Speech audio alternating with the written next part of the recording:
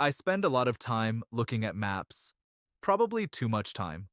Old USGS topographic maps, mining surveys, BLM land records, railroad plats, county assessor maps. If it's a map of the Mojave and it's older than me, I've probably looked at it at some point. And the reason I look at old maps isn't because I'm trying to find anything specific. It's because old maps show you things that don't exist anymore. Springs that dried up, roads that were abandoned, towns that were erased, structures that were torn down or fell down or just disappeared. The desert changes slowly, but it does change. And the maps are like snapshots. They freeze a moment in time and let you compare it to what's there now. Most of the time, the differences are boring. A road moved 200 feet to the east. A well that was marked active in 1942 is marked dry in 1965. A building symbol that was there in one edition is gone in the next. Normal stuff. The desert grows and shrinks and shifts, and the maps record it. But every once in a while, you find something that doesn't fit. Something that was on an old map that isn't on any newer map. And when you look at the satellite imagery of where it should be, there's something still there that nobody seems to have documented or explained. That happened to me about 6 months ago, and I haven't been able to let it go. I was looking at a 1943 USGS topographic map of an area in the eastern Mojave, south of the old Kelsosima Road, and east of the Granite Mountains. If you know the area, it's about as remote as it gets in the Mojave National Preserve. No paved roads, very few dirt roads, just open desert, creosote flats, and volcanic rock. On the 1943 map, there's a small black square. In USGS topographic map symbology, a small filled black square represents a building. Not a ruin, not a foundation. A building. Something that was standing when the cartographer surveyed the area. There's no name next to it, no label, no road leading to it, no well symbol, no spring symbol, no mine symbol nearby. Just a single small black square sitting in the middle of empty desert, about 4 miles from the nearest mapped road. My first thought was that it was a mistake. Cartographic errors happen. A surveyor misplots a point. A printer smudges an ink spot that looks like a symbol. These things occur. But USGS maps go through multiple rounds of verification before publication, especially during the 1940s when accuracy was considered a matter of national security. A random building symbol in the middle of nowhere would have been flagged. So I checked other editions. The 1952 revision of the same quadrangle still has the black square. Same location, same size, still no label, no name, no road. But then, on the 1968 edition, it's gone. The square is replaced by the standard symbol for a ruin, a small open square. So sometime between 1952 and 1968, whatever was standing there stopped standing. And then, on the 1985 edition, there's nothing. No building symbol, no ruin symbol, nothing. The spot is completely blank, as if nothing was ever there. So now I had a timeline. Something was built at this location before 1943. It was still standing in 1952. It became a ruin by 1968. And by 1985, it wasn't even worth marking on the map anymore. That's not unusual in itself. Desert structures collapse all the time. Adobe walls melt in the rain. Wooden buildings get eaten by termites and sun. Tin roofs blow off in windstorms. A building can go from functional to gone in 20 years out here without anyone lifting a finger. What is unusual is that I can't find any record of what this building was. I went through the San Bernardino County Assessor records. Nothing at that location. No tax record, no property filing, no building permit. Which isn't entirely surprising. A lot of desert structures were built without permits, especially before the 1950s. If you were 40 miles from the nearest town, nobody was checking whether you had a building permit. I checked homestead records. The General Land Office records are digitized now, and you can search by section and township. No homestead filing matches this location. Nobody officially claimed this land under the Homestead Act or any of its expansions. I checked mining records. There are scattered mining claims in the Granite Mountains area, but none of them correspond to where this building was. The nearest documented mine is about 6 miles away. I checked military records. The Mojave was crawling with military activity during World War II. Patton's Desert Training Center covered a massive area. There were camps, supply depots, fuel stations, observation posts, and all kinds of temporary infrastructure spread across the desert. A lot of it was poorly documented, especially the smaller installations. An observation post or a radio relay station might have been nothing more than a single structure and a few pieces of equipment. The 1943 date on the map is interesting because it falls right in the middle of the Desert Training Center's active period, which ran from 1942 to 1944. So it's possible that this building was a military structure, a listening post, a weather station, a supply cache, something small and temporary that was put up, used for a year or two, and then abandoned when the troops moved on. But I can't confirm that. The Desert Training Center records that I've been able to access don't mention anything at this location, and the historians who've been documenting the DTC's footprint for decades don't have it on their maps either. I reached out to one of them, and he said it didn't ring any bells, but added that there were probably dozens of small structures associated with the DTC that were never officially recorded. So I did the next logical thing. I looked at the satellite imagery. And something is there. It's not a building. It's not a ruin in any recognizable sense. But there's a rectangular discoloration on the desert floor, at almost exactly the coordinates where the map shows the building. It's roughly 30 by 40 feet. The color of the ground inside the rectangle is slightly different from the surrounding desert. Lighter, smoother, as if the natural desert pavement was disturbed and never fully recovered. There also appear to be some low mounds or debris at the edges. It's hard to tell from satellite imagery whether those are remnants of walls, foundation material, or just natural rock accumulations. You'd really need to be standing there to know. And about 200 feet to the southeast, there's what looks like a cleared area. Not a road exactly, but a strip where the vegetation is thinner and the ground looks different. It could be an old track that someone used to drive to and from the building, or it could be a natural wash that happens to line up. Now, here's where it gets more interesting. I started looking at aerial photography archives.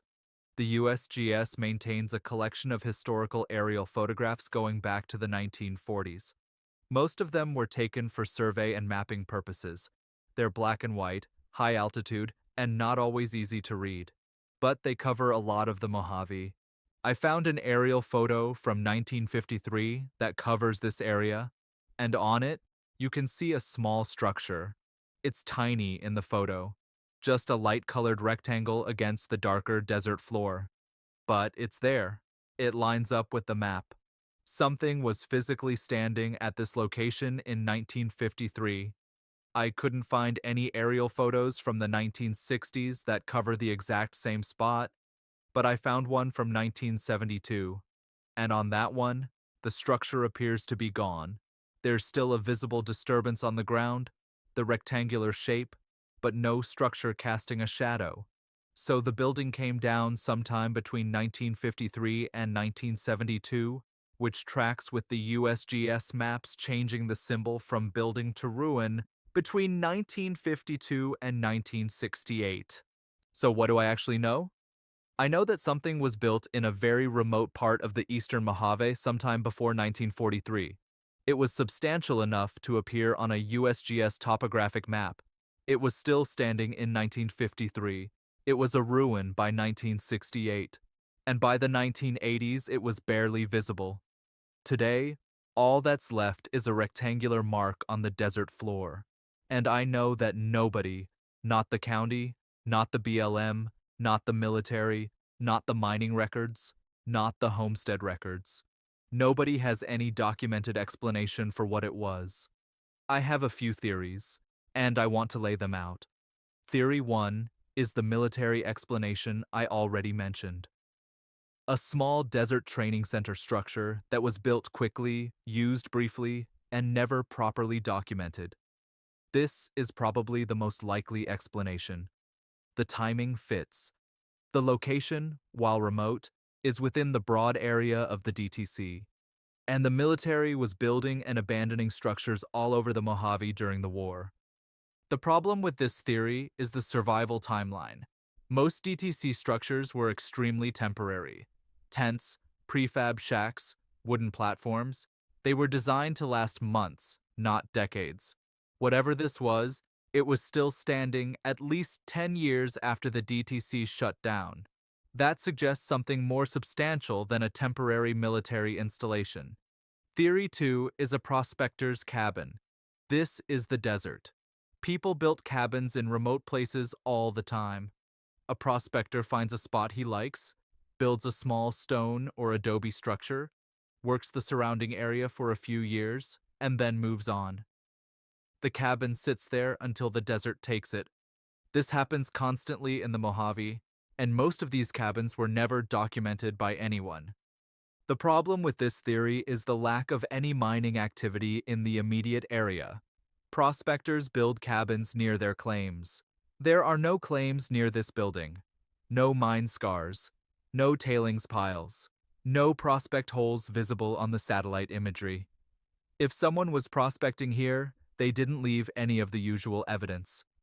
Theory 3 is the one I keep coming back to, even though I can't prove it. A line shack. In the ranching world, a line shack is a small cabin built on the far edges of a grazing range. Cowboys or ranch hands would use it as a base while they worked cattle on the outer boundaries of the range. Line shacks were typically small, simple, and remote. A single room with a stove, a cot, and maybe a table. They were built to survive the elements and to give a rider a place to sleep that was closer to the cattle than the main ranch. Line shacks were built all over the West. Most of them were never documented in any official record. They were private improvements on land that was often not privately owned. Open range or BLM land where ranchers had grazing rights but no ownership. You wouldn't file a building permit for a line shack. You'd just build it. The eastern Mojave had active cattle ranching in the first half of the 1900s. There were ranches scattered around the region, and cattle grazed across huge areas of open desert.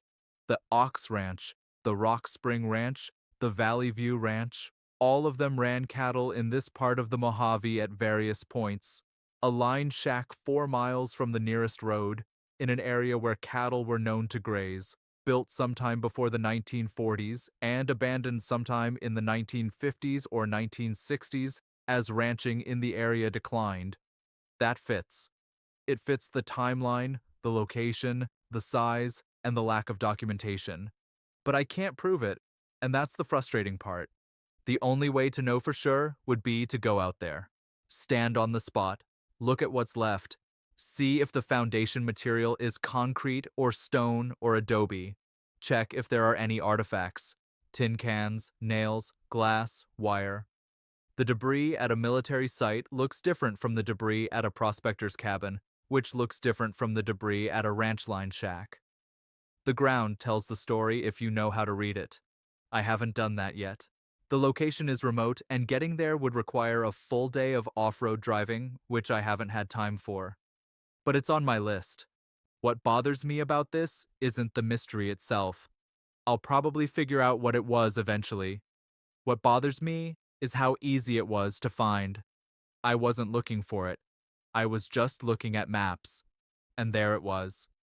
A building that existed for decades, that someone built with their hands, that served some purpose for some person, and there is no record of it anywhere except a small black square on a government map from 1943. And that makes me wonder how many other black squares there are. How many other buildings, structures, camps, cabins, and shelters were built in the Mojave. and used and abandoned and forgotten without anyone writing down what they were, or who built them, or why? The answer is probably hundreds, maybe thousands. The Mojave is enormous. People have been building things in it for over a century, and most of those things were built by people who didn't think what they were doing was important enough to document. A miner building a cabin didn't think he was making history. A cowboy fixing up a line shack didn't file a report. A soldier setting up a radio post didn't write a memoir about it. They just did it, and then they left, and the desert started taking it back. Every year, more of these places disappear. The adobe melts, the wood rots, the tin blows away, the foundation cracks and sinks. Eventually, there's nothing left but a faint rectangle on the ground that you can only see from the air, and then not even that. I think that's worth paying attention to. Not because every forgotten cabin in the desert is a profound mystery. Most of them aren't. But because the act of noticing them, of saying, something was here and someone built it, feels like the minimum amount of respect we owe to the people who came before us and tried to make something work in a place that doesn't want anything to work. If you've ever come across an unexplained structure or foundation in the Mojave, I'd like to hear about it. Coordinates, photos, anything. I'm building a list of these places, and every one I find leads me to 3 more. Thanks for listening.